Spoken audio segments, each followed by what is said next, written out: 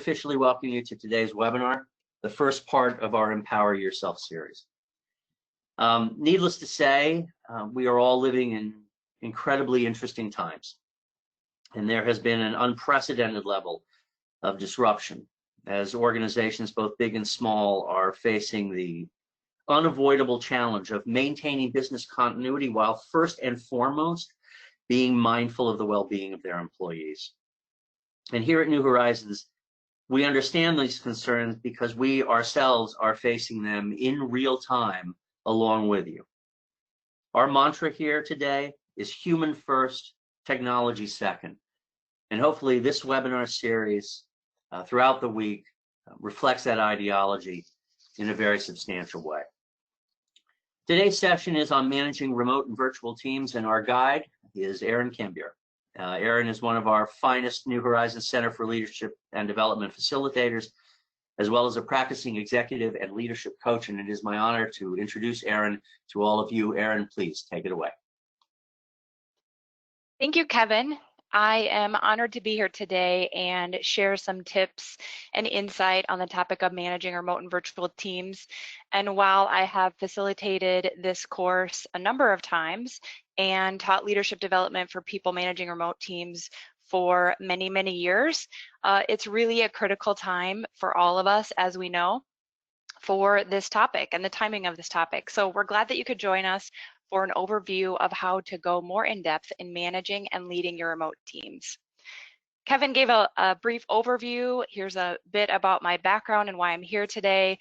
I have worked with leaders and managers for more than 20 years in helping them develop their teams. I've done a ton of training, both in person as well as online live.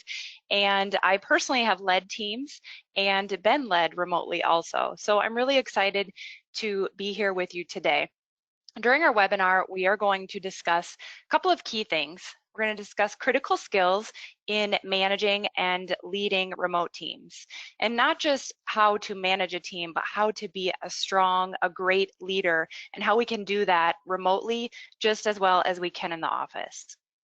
We're also going to discuss how to leverage communications to benefit our teams and to understand the core of how to build effective team dynamics, because we know how important team dynamics are, and the importance of that is just as critical in remote teams as it is in a co-located or in an office where we're in the same area. So before we get started on the content, I wanted to bring in a couple of quotes for right now. As we know, we're in the midst of a world crisis, and many people, many of you maybe, are working remotely and possibly never have before, or maybe not under these circumstances. I've worked remotely for years and years, but I've not worked remotely while our 4 kids are homeschooling, and my husband is also working remotely, who never has before. So I know all of us are faced with more challenging circumstances, personally, professionally. And what I really want to share today, and this is relevant whether we're in a crisis or not, is that we can get better through this process. Through this crisis, we can not just get through it, we can become even better through it. It's important to remember that this is social distancing, not relational distancing. Even though we are working from home, it doesn't mean we shouldn't still foster those relationships and stay connected. In fact, working from home, it's even more important to stay connected. So for many years, everyone from Einstein to Napoleon Hill to John Maxwell have talked about some of the benefits that come out of difficulties. Now, I'm not minimizing the situation or the seriousness of the situation that we are in. I'm only saying let's focus on, as leaders, how we can be the light, how we can share hope. And when I use the term leadership, if you are participating in this webinar today, you are a leader. Whether you have a title or not, if you influence other people, and hopefully we all do, you're a leader. It is all about the people. How can I help you? How can I lift you? How can I support you? If we approach leading remotely in this aspect, we will be highly successful. We're going to dig more into some of the details and tools and resources, but it's just really important that leaders give hope through uncertainty. And if you take one thing away today, it's that you can be that hope, you can be that light, you can help your team see how I recognize this is challenging. We are in this together. We're going to grow together. We're on the same team. We're working together for that common mission. So let's get an idea of the people that are participating today. If you could weigh in on the poll, I believe that that should be opening here in a moment. Go ahead and vote. Are you currently working on a virtual team? Have you previously worked on a virtual team, or you just decided to tune in and you have not worked on a virtual team yet, but may in the future? It looks like it's open now, so go ahead and vote, and then she'll share the results in just a moment. Give everyone a few more seconds just to get the poll results in here.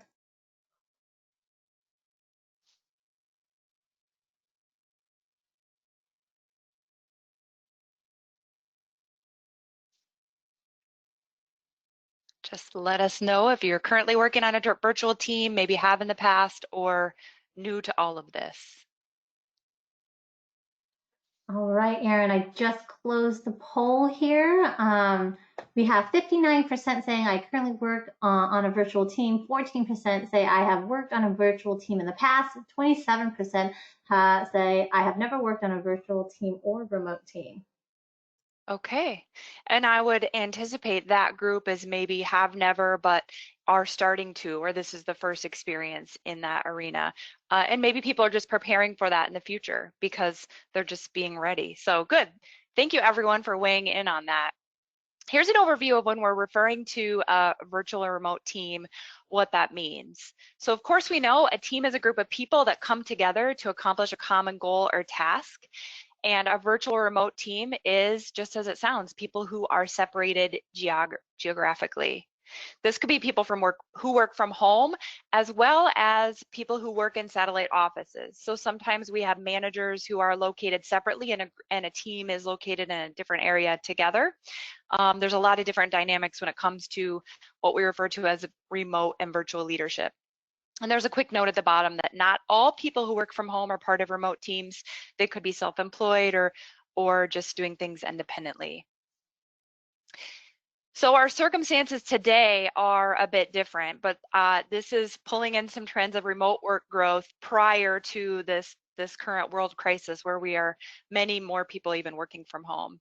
So a report conducted by Flex Jobs and Global Workforce Analytics found that there has been a major upward trend in remote work over the past 12 years.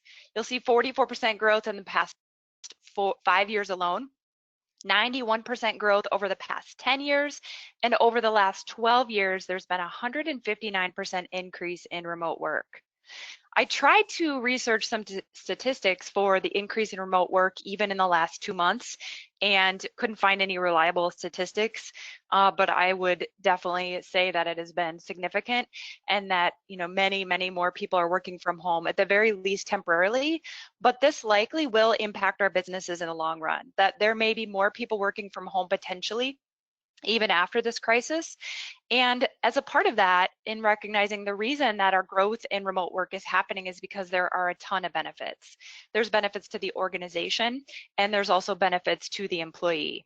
The organization can find the right talent, can recruit people really from anywhere. We're not inhibited by just a location.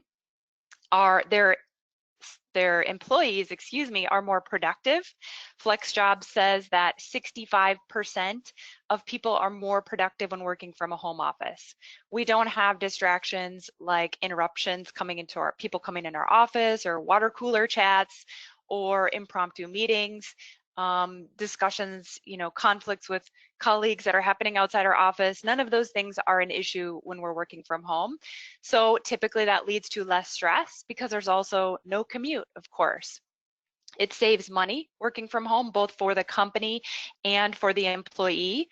I have a statistic. PGI News said that in 2019, that was an average of $10,000 per employee that companies save for employees that are working from home. As we know, Working from home or working in a remote role doesn't come without its challenges, however, and they're really unique challenges. Tell me a little bit in the chat box, tell us your biggest challenge, one of the things that you're struggling with right now. And Mayan's gonna read just a couple of those, or maybe some things that are consistent. Mayan, if you would pick out a few of those. So in your chat, find the chat box, share one of your biggest challenges right now while working remotely. All right. Wow. We have lots flooding in. We have focus, communication. I see a lot of that. Internet connectivity, which I can relate to. Staying connected and checking in with team members. I like the person that says a cat won't stop harassing them. So that's distractions for sure. A big key thread that I'm seeing is really communication is one of the big challenges that people are finding. And then second is distractions. Yes, okay.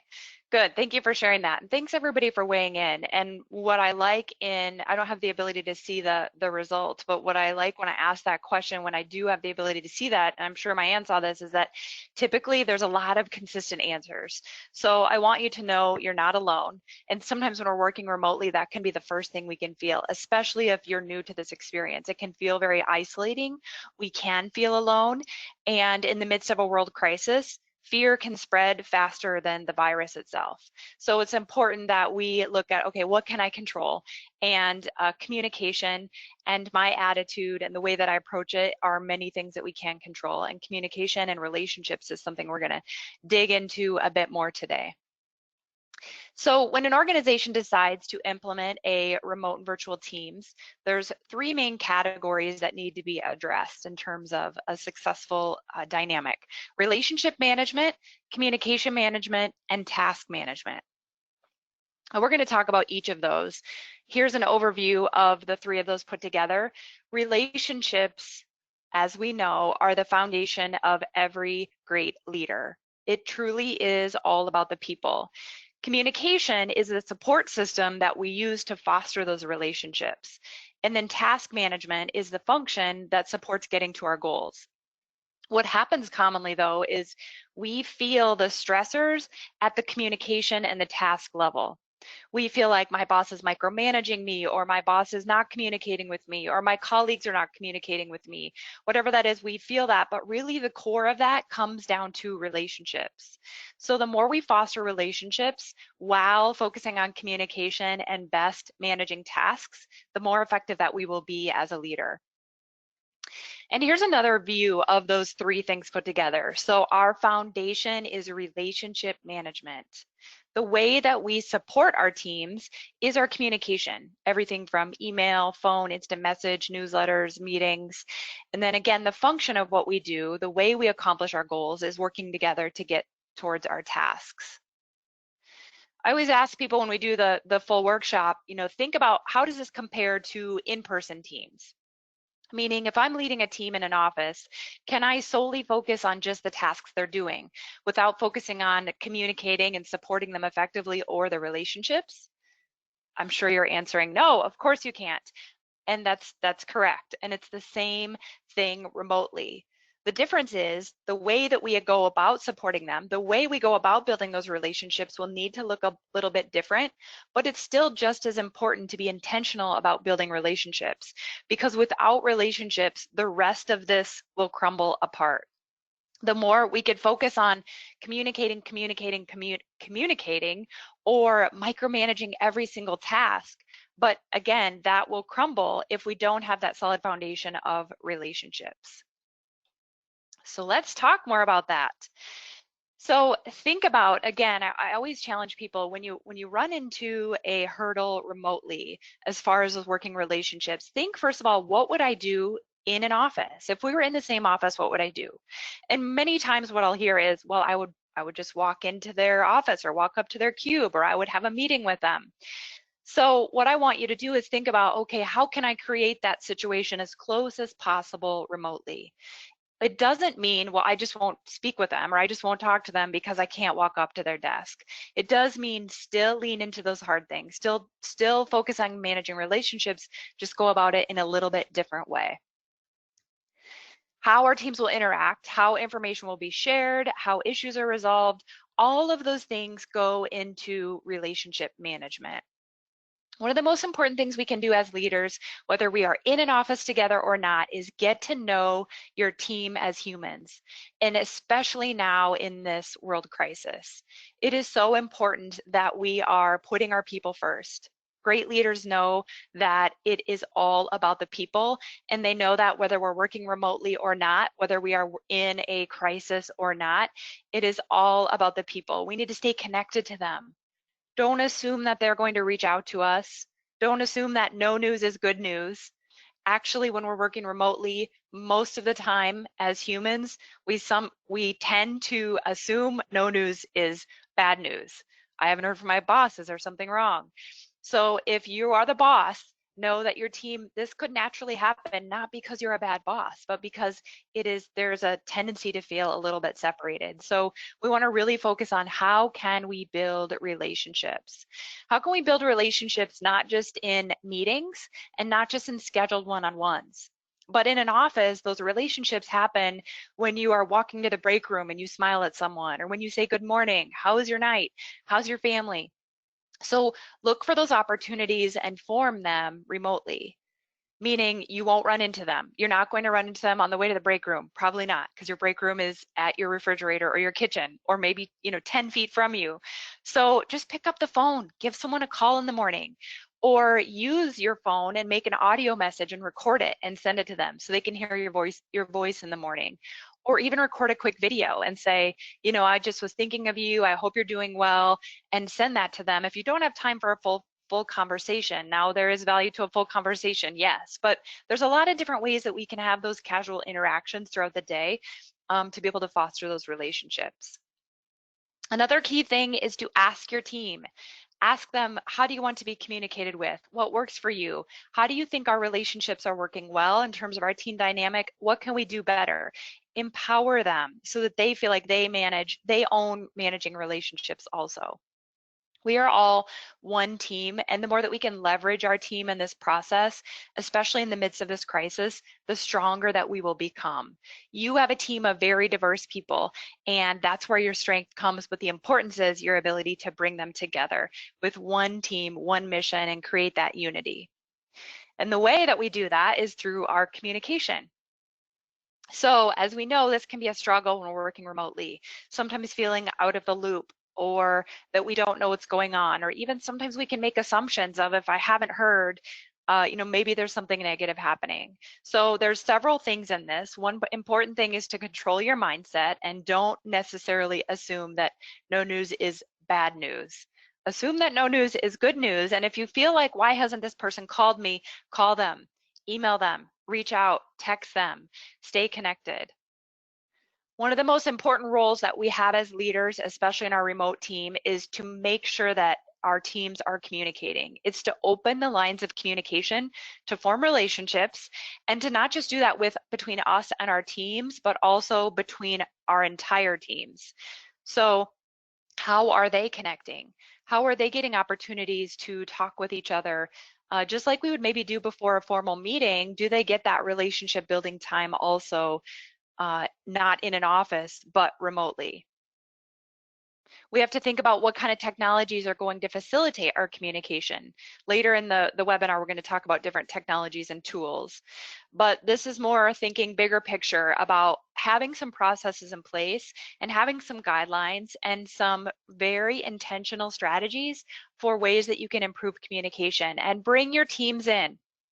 Every single challenge, the more you can bring your teams in and empower them. Okay, how can we make sure that we all feel a part of this common goal and common team? What are the things we can do to improve our communication? And one thing I want to point out with communication management is to communicate carefully or communicate cautiously.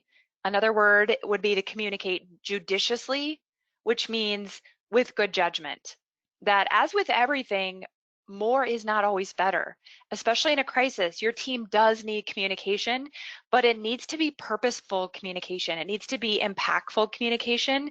So less talking and more thinking and being strategic before just communicating will actually be more purposeful and more effective for your teams. And then the last area is task management. So we have relationship management, communication management, and task management. And as we know, this looks very different in a remote situation versus in an office. We have some things listed in this slide that show virtual versus co-located. That term means if we are located in the same office, so in the same building. Everything from the way that we share work information to general company information and even our team dynamics is going to look and feel a little bit different. It doesn't mean that it can't be just as good when we are working remotely, but it does mean we have to intentionally approach that in different ways to be just as purposeful and just as effective in that process. So here's some ways to be intentional and purposeful as a leader and be a great leader with your remote teams. Making sure that your teams know their responsibilities are clear, which means provide them role clarity, and we have authorities are well defined. That doesn't mean you just email them an org chart and say, here's your authorities. What that means is every employee needs to know clearly, here's what I'm responsible for, here's my role, and here authorities are the resources, the people that I can go to that can help me be successful in my role. So yes, that can be accomplished by email and saying, here's some of your resources, but more importantly, also talk with your team, especially if they're new to working remotely, especially if they're maybe new to your company. It is so critical that they understand their role, who their resources are, and what determines if they're successful. That last bullet is clear criteria to determine if team members are doing a good job. In other words, how do I know if I'm contributing? How do I know if I'm successful in this role? So I realize some of us may be working remotely in a transition, or some of us may be on this webinar because you always work remotely. Regardless, all three of these things are really critical, and thinking about how as a leader you can make sure and provide clarity that is really important. Well-defined roles actually increase productivity, and this is both in an office as well as remotely, but it's more common remotely that we don't define that as clearly. We tend to focus on defining their tasks and not necessarily defining their roles. And studies show that it is the opposite that actually increases productivity. It is the opposite that increases engagement, and the opposite of that is role clarity and task ambiguity. Let them solve their problems. Tell them, here's your job, here's what you're empowered to do. Go, now do it. And when we do that, collaboration increases, our staff morale increases, our teams thrive when people feel that they know their roles and they're clearly established and they're able to do their work independently and then come together because they know where those authorities lie. So here's another poll. I'm curious as we shift here, because one of the things that I hear often, especially working remotely, is I feel like it's so reactive. Everything is, I'm just, being kind of pulled one direction or the other. So tell us what you think on this poll. Mayan's going to open it up here. How much time do you spend reacting to unplanned events? Less than an hour, 1 to 3 hours a day, or most of your day? In general. We just launched the poll, Erin, so I'll give people about 44 seconds to get their answer in.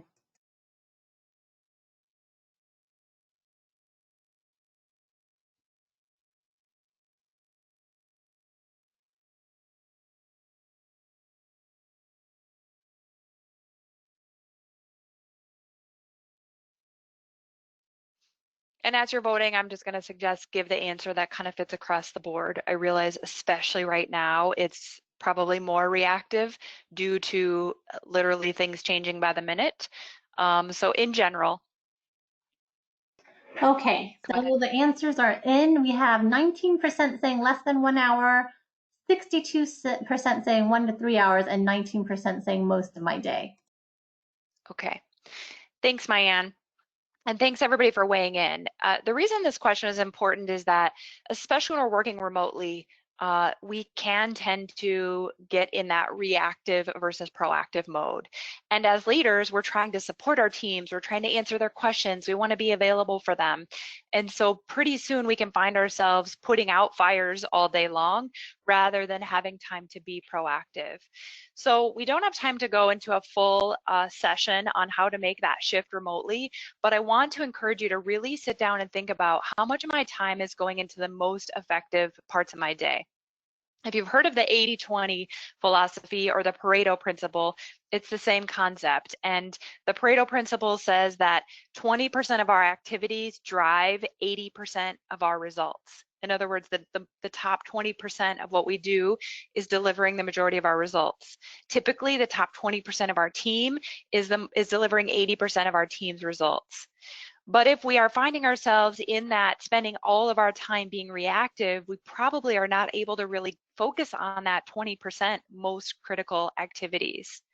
So really think about, how can I structure my day and be more purposeful? Maybe that's scheduling more one-on-ones with your team so that you can be more proactive in communicating with them rather than reactive. We can never eliminate the reactive things altogether, but we can be more purposeful in really scheduling out and setting aside. Maybe that's having focus blocks for your team or for yourself. I've seen this work really well remotely. Or having scheduled office time as a leader. So when you're in the office, your team knows, okay, if I have my door open, they can pop in, and they know I'm usually available on Wednesday and Friday mornings or whatever that is. So think about creating that same type of atmosphere, but remotely. So you have scheduled office time where it can just be kind of casual. You can call me, you can video me, you can access me best during these times, so that you can also have other time set aside for that focus and that true work block. Even if it's just 2 hours, even if it's just 2 hours a week, it will help you move more effectively towards your goals. So as a part of that, as you're working towards your goals and your team towards your goals, we're going to talk about managing work outputs. In other words, managing what the team is accomplishing, what you are accomplishing. And when we manage in an office, we can see what an employee is doing, right? We can walk by their desk or walk by their office and see if they're on a call, or if they have their feet on their desk and they're on their phone, or whatever's going on. Typically, we can see that. However, on a virtual team, as leaders, we can feel less in control of that. And sometimes that can give us anxiety, right? It can feel like, okay, I'm not a micromanager, but I don't have any idea what they're doing. And how do I balance that, making sure that I'm available for them and that I know my team's working towards their goals, but without micromanaging? That progress is harder to manage. The most important thing that we can do as leaders in managing work outputs is to make a shift to focusing on results and not on individual activities of your employees. So focus more on what outputs are expected and when, not necessarily how. And this is typically something that gets mixed around very easily. In fact, I sometimes even still find myself getting, as I call it, stuck in the weeds on this, and asking a team that I'm leading, okay, just kind of getting in all the details of how they're doing it. And while details are important sometimes, if you're spending only time on literally having them list every single thing that they do every minute of the day, you'll not only frustrate the heck out of them, you'll lose more time in terms of their productivity, and also more of your time and your productivity. So a great idea is to engage your team members in a discussion. Talk to them about this challenge. And this is where having role clarity but task uncertainty is one of the most important things that you can do for your team, that help them to know exactly how they fit on the team, and then let them go solve the problem. So I know a manager that brought this challenge up. He said to his team, I need to know, I'm leading our group, and I'm want to provide resources, assigning project time, but I don't know how much time you're spending on projects to know how much to allocate, etc. without, so originally he had said, I fell into the trap of, I had them literally write down everything they did, how much time they spent on every project, and they would email it to me so then I could make sure that he wasn't doing it to micromanage, he was doing it because he needed to allocate resources. He needed to make sure that time planning, payroll, all those things were accurately forecasted. But he fell into the trap. So he talked to his team and they said, you know what, how about we just email you a recap every day? They created a online tool where they could just put the total number of hours they spent on a given project that the team was focused on. It took the team 5 minutes. They were totally on board with it. It empowered the manager and helped him to be able to know what was going on. And it empowered the team also. You know, he was like, I don't really actually care about the tasks you do. I trust you to do those jobs, but I need to be in the loop. So think about how you can have those conversations with your team and open up that so that you can shift from being a task manager to being a problem solver. Problem solvers get results, task managers do not. One of the most powerful things we have in remote and virtual teams is the ability to have innovation and new ideas and cross-functional collaboration from people literally all over the world. I led this full-day workshop for managing remote and virtual teams. It's 2 days, and we had someone there from Ireland who leads teams in Singapore. We have someone in California who was leading a team in Europe. Let's see, we had Dublin, we had Danish, we had Irish, we had Japanese. So the power of bringing together all these different dynamics creates a ton of innovation and a ton of strength. But it's also really important that we're utilizing those groups and bringing them together in productive ways. So we want to make sure that we don't get stuck in the status quo. And this can happen very easily, as we know, in all teams, but especially in remote teams. So encourage innovation, encourage your team to share ideas. I know that in the midst of a crisis, much fear can be going on in our companies. We may be losing customers, we may be losing team members. It's really a scary situation for all of us. But the only thing that we can control is ourselves, our attitudes, our spirits, and our approach. So continuing to lead your team with hope, continuing to encourage them to take risks, effective, productive risks, can actually keep moving your team forward and can keep bringing them together. Another important thing in leading effective remote teams is to think about your stakeholders. So if you've led projects, this is a similar terminology, especially if you've led technology projects, thinking about the stakeholders is also important in leading remote teams. So who are the other stakeholders that impact your staff? If you have teams that actually work remotely from you, maybe they work together but in another building, so then other leaders who work in that building are some of the key stakeholders that are involved. Or other teams that they work with, people who stand to lose or gain as a result of you or your team's work, or people that may have a shared interest in your team's work also would be some of those key stakeholders. If you haven't already done this, it is such a good activity to actually physically write this down. Make a list.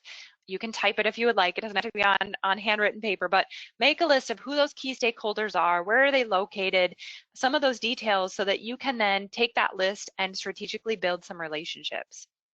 So I know we're talking a lot about building relationships with our teams, and it is critical, but secondary beyond that is also building and fostering those relationships with key stakeholders. Making sure that they understand a bit about you and your team, having regular status updates about projects that you're working on, about the status of those projects, bringing visibility to what your team is doing is a critical role for you as a remote leader. The last sentence there is bolded, but it's probably not bolded enough. I feel like it should be size 52 font, but then it would take up a lot more room and you wouldn't be able to see the rest. But it says, strong relationships will pay dividends when issues arise. And you may think, well, I'm never going to have issues. And if you do think that, good for you, but it would be false. Because if you're human, we're going to have conflict. We're going to have issues. In fact, a healthy dynamic and a healthy work situation, there will be conflict because we're bringing together diverse groups and we're bringing together teams for a common goal. So there's going to be issues that will arise. So it's not a matter of if, it is when. So be purposeful, be intentional, build relationships with these key stakeholders, just as important as you're also purposefully building relationships with your team. Here's some other tips about building relationships with that group. Expand your network to include local management. especially if it's cross-functional relationships, and also encouraging your team to build these relationships as well. That it doesn't just have to be you building these relationships with key stakeholders that impact your group. They can be empowered with that also.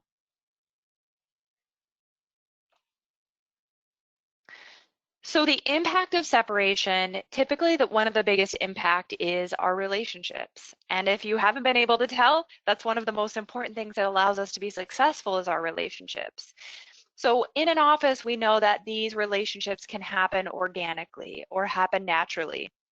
But with remote teams, much of this context can break down, especially if they've never met face-to-face. Or if they've never worked remotely. There are a lot of emotions that are happening for all of us, and especially in the midst of this crisis. We have to recognize that both logic and feelings are involved, and feelings and opinions can cause relationship problems. So the important thing is this doesn't mean we'll just stuff all your feelings, or, oh, if those people are, why are they focused on their feelings? We just need to get the job done. That would be the wrong approach to take. We have to acknowledge what we are all, especially right now, working through, talk to each other, open up those lines of communication, and then come together. Get those relationships built strongly so that the feelings of I'm alone in this can dissipate, and that the strength of working through challenges and accomplish them can come out through this process. Encourage your team to have unlimited ability to talk throughout the day. Let them chat offline. Let them have video discussions during the day or instant messages. The more that they do that, even if it's about the weather where they are, or even if it's about what they had for breakfast, the more they do that, the stronger they're going to get, because it doesn't mean we're going to spend 8 hours talking about what we had for breakfast, but it does mean they're going to feel connected to the people that they're working with. And once they sit down to focus on that project, they're likely going to be much more productive in that process. So when we work remotely, especially with people we've never met, there are many things at play, including potential stereotypes, our opinions, our interpretations, and we have to just be aware that these things exist. In fact, we have to acknowledge them. As humans, we are naturally going to have opinions that we're going to form. And there is nothing wrong with having an opinion. There is something wrong if that opinion drives a negative relationship, or if we're having a stereotype that is detrimental to our relationships or our team. So we have to be purposeful in working against those things, meaning it's much harder to dislike someone when you get to know them. One of my favorite quotes is from Abraham Lincoln, and his quote is, "I don't like that man. I must get to know him better." And I always remember that when I have an initial, you meet someone and you think, I don't know if we're going to click. It's not that I dislike them. I just feel like we must be really different. I don't think we're going to have a lot in common. And when we feel that, what happens is we automatically kind of do this. We separate, right? We maybe lean back a little bit, maybe not physically, but we may lean back from that relationship. So I encourage you to notice that, especially it's going to be happening remotely more than anything. And our job is to actually lean in. It's to embrace that kind of hard feeling and think, I may not have something in common with them. I may not feel like I have something in common with them, but I do. So I need to get to know that person better. The more we know people as people, the more effective we are in leading, in connecting, and getting our teams together. And the more you can help your team to come together in that, the more effective they will be also. Something that's helpful in this process, whether it be building relationships or also improving communication, is thinking about creating some ground rules. And I almost hate to use that term ground rules because I feel like it's like the gavel and the judge, and that's not what it's about, of course. But ground rules are really more about creating that consistency in terms of communication. Hold on one moment. It just said, you may be experiencing network connection. Can you guys still hear me?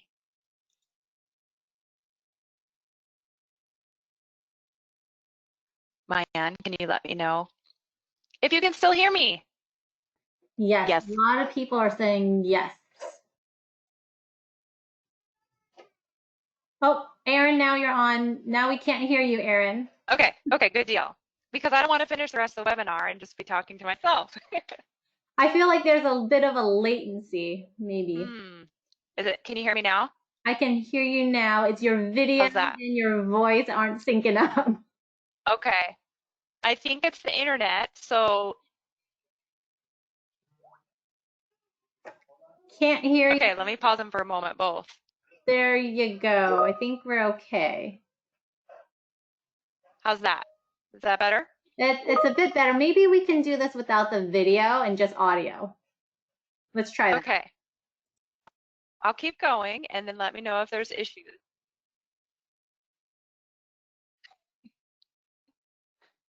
Okay, I'll shut it off for a bit and I'll give it maybe 10 minutes. And it just said your internet is perfect. Experiencing some latency, which I think we've all probably experienced. One of the challenges of working from home. Are we better? I can hear you just fine, so we're good to go. Okay, so let's talk about creating ground rules. Super, thanks.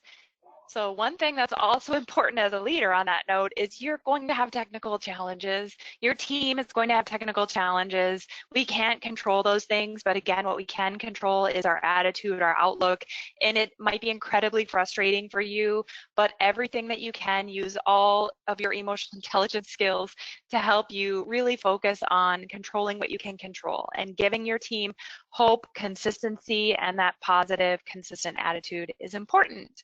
So ground rules, what I was discussing with ground rules, they really just help to set expectations and to bring us all together on the same page.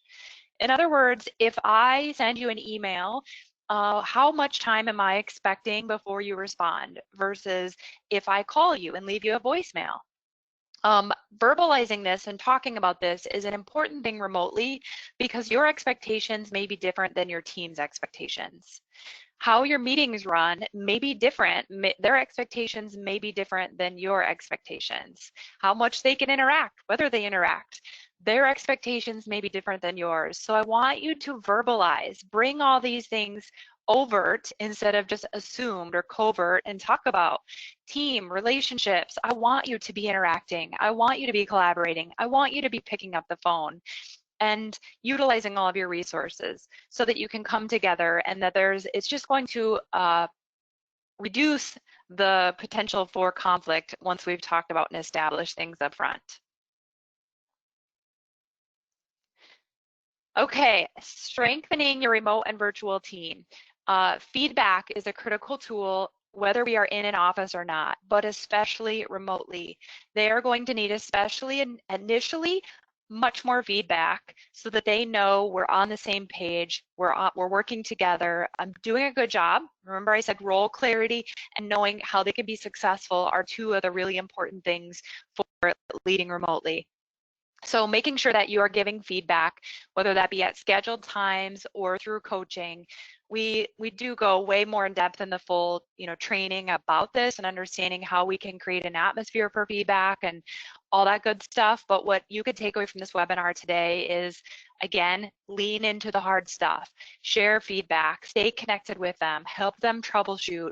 The more connected you are, the more you'll be able to mitigate things while they are small rather than waiting until they're large. And remember that none of us are above recognition. We all need to hear when we're doing a good job.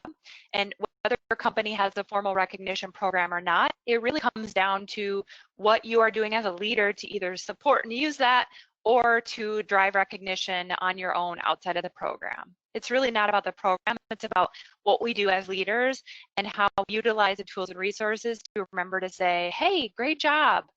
And remotely, you don't get a chance to run into them, as I mentioned. So whether that be email, instant message, I personally love send them a handwritten card to their house. The good old-fashioned getting a letter in the mail is a really powerful, just a really way to show thoughtfulness, especially in this dynamic or situation. Maybe send an email to your boss and let them know You know, Jane on my team has been working really hard. I really appreciate all she's done. And get your, you know, your boss might send them an email and say thank you from your boss, and that's even more powerful. Or just CC them. Think about unique ways. We can still have a culture of recognition remotely. It just needs to look and feel a little bit different. I'm going to try the webcam again, so let me know if it's, we'll try one more slide here. Let me know my end. So regardless of whether we're in an office or virtually, communication and coordination is critical. It's obviously much more important, and communication is going to be the major focus of your work, especially in the beginning. But what I want you to remember is that we're communicating for a purpose. We're communicating for the purpose of coming together. Yes. Just the video and the audio is still off. So can you hear me? I have to keep it off for the rest of the session. I'm sorry.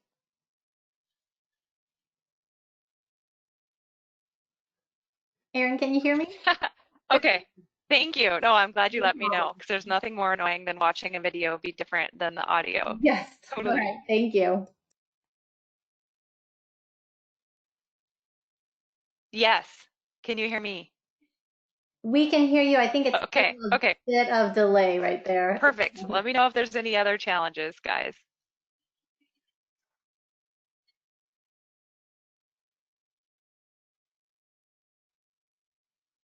Okay, I'll keep progressing. Hopefully there will not be any issues. Hopefully it's all good. So communication, ironically, was the slide that we're having some more internet challenges, but communication is really important. Consider having potentially an hour of the day where you all co-work together. So maybe you turn on your webcams and you're all actually working on your own project, but you have the ability to do that same project together and individually, and then talk with people as you're working together on it. So it's kind of recreating that office environment, but at home. It allows the team members to communicate in a more of a predictable way. We're going to talk about technology as a part of that, because as we know, technology is one of the best ways that we can utilize, the best tools for our communication. It's really important to remember that technology is an enabler of communication. It is not a substitute for communication. So even the best technology has some type of filtering, as we're already experiencing. It's different than if we were in the same room together. But having video and audio gives you as close to that same experience, because you're able to see body language, you're able to just see what a person is saying much more clearly, and feel that message much more clearly as well. So hopefully this slide will give you a good visual to understand the importance of utilizing video conferencing. And I haven't discussed this yet, but it is one of the most important things that I'm going to suggest that can really help you as a remote leader. As you look at this pyramid, this is essentially a media richness chart. So it shows the effectiveness of our communication. The most effective communication is face-to-face and whiteboard. So we can't do that currently, right? Most of us are working from home. We're not even allowed to go into our workplace. So the second best thing you can do is video conference. If you also have a whiteboard that you collaborate together on, great, that will help you even more. But I cannot stress enough the importance of video right now and staying connected that way. The phone is okay, and there's nothing wrong with a phone call, but if you are leading a team and you're not having video meetings and you're not having some video one-on-one sessions, you are missing an opportunity, a significant opportunity to connect, to build relationships, to improve communication, and actually improve the effectiveness of your team. I personally think that video should be a must for remote teams, but I know sometimes that's a challenging road to go down. So decide what is best for you. I just really encourage you that video conferencing will increase the unity and the cohesion of your team. So no one technology is appropriate for everything. You don't need to have a video conference for a quick discussion that may be able to take place over instant message. Our job as leaders is to decide what's the most effective form of communication based upon what I need. I just encourage you that it is typically more effective. Most of our teams are going to maybe lean towards the easier form of communication rather than those higher bandwidth forms. They're not maybe going to love video in the beginning. Just like we don't love change in any other arena, it will get easier and they will realize it's there for a purpose, that it's making us better as a group and it's helping us be more effective and stay more connected. So that is an overview of some of the key topics from our workshop. As I mentioned, it's a full 2-day workshop where we go much more in depth. We talk about specifically more ideas for managing team dynamics, how to work through conflict, change management, all that good stuff with our remote teams. Hopefully you left with some good ideas that you can take away even today, as far as those key stakeholders and how to improve your relationships with your remote teams. But if you're interested in learning more, we do offer that full 2-day workshop where you not only get to learn about it, but we talk together, we practice, we leave with an action plan, and a lot more details. We have been teaching virtually live since 2001. All of our online live courses are essentially are the same as face-to-face, except they're video conference. I've been teaching online live for several years and all of the students love it. I think it's a great collaboration, not just with me. Any of our New Horizons courses are top notch.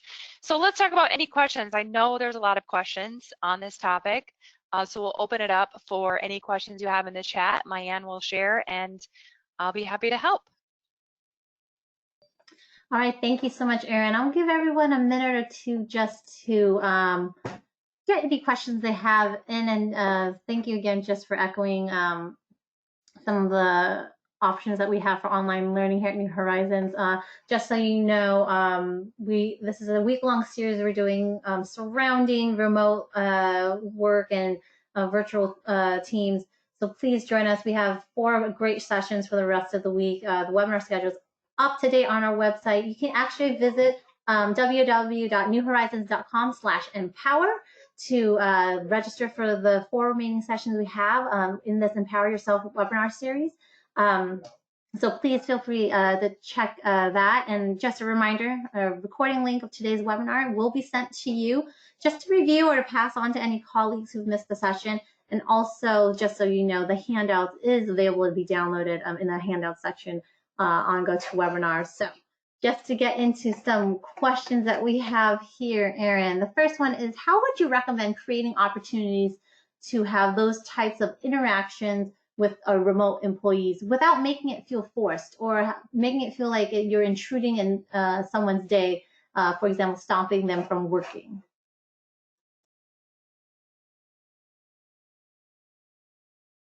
That's a great question, and that's one of the most common things that I hear. And I encourage you that part of it is sometimes we're putting that perception on ourselves of that I'm interrupting them.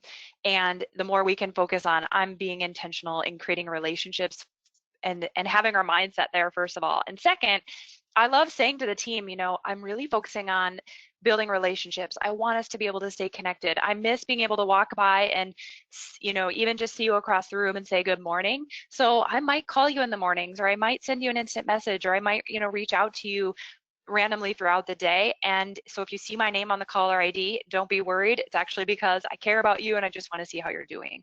So if you kind of start with a blanket message for the team, and then you do start purposefully I have a leader who said this exact same thing. He said, I really miss being able to just make eye contact with, even though this person didn't report to me, they were maybe 3 levels, below, I could see them, I could smile in the mornings.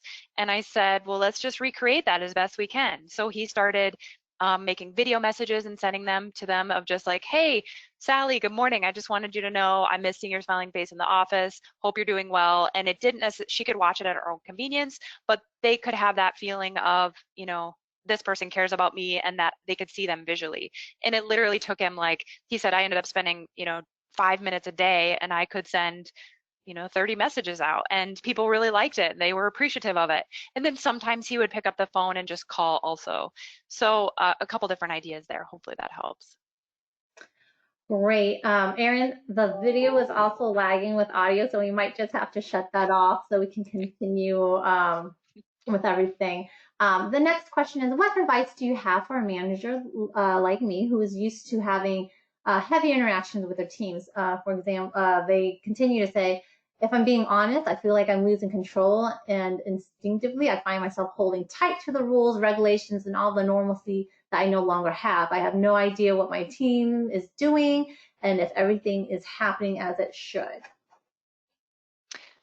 Oh, I'm so proud of whoever asked that question. Thank you, because I think many managers are in the same boat. And the phrase I want to share is that the more control you give, the more control you actually gain. So the more you can create clarity, think about that term ground rules and having clear expectations, and know that our job as leaders is not necessarily to control what our teams do. We want them to be able to be effective and help our teams move towards our goals. So let them know.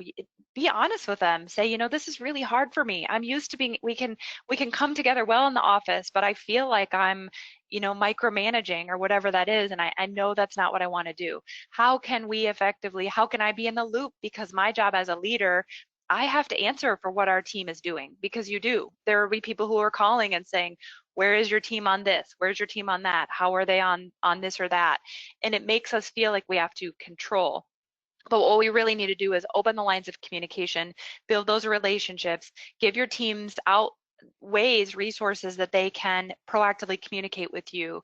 What are the things that you actually need to know in terms of project status rather than the individual tasks that they're working on? And involve them in that and be honest. And then it's going to allow them, they will not see you as a weaker boss or as a weak boss. They'll actually see you as human, and they'll have more respect for you for engaging them in that process. So I don't know what that clarity looks like for each of you, but creating clarity and having discussions around that is something that's really critical in a remote role. Great. Goodness, we have so many good questions. I know we're hitting up to the top of the hour. What do you find is the etiquette on when to turn on video, turn it off? If the leader is on video, should you also be on video? Okay, great question. As a leader, I would, for the most part, I mean, unless you're leading a webinar or more of a teaching, you know, if you're teaching, then probably just you on the webinar. But anytime that it's like a meeting that more than one person is interacting, I would encourage everybody to be on video, and you probably will have to lead them and challenge them and ask them to do that. Most people will not be like, oh, I can't wait to be on video today.